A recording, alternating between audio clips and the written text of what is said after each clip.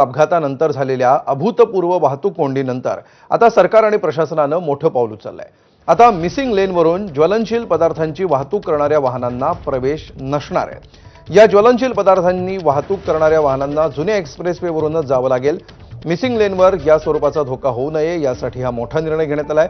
टँकरमधील वायुगळतीमुळे जवळपास 32 तास वाहतूक कोंडी झाली होती। मे महिन्यापासून पुणे मुंबई एक्सप्रेसवेवरील मिसिंग लेन वापरात येणार आहे।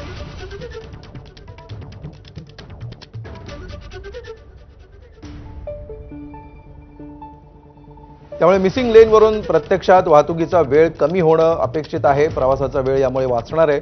मात्र या ठिकाणी जर अशा प्रकारे ज्वलनशील पदार्थांची वाहतूक करणाऱ्या टँकरना परवानगी दिली तर पुन्हा एकदा अशाच प्रकारची अपघाताची घटना घडू शकते। हे टाळण्यासाठी हा मोठा निर्णय घेण्यात आला।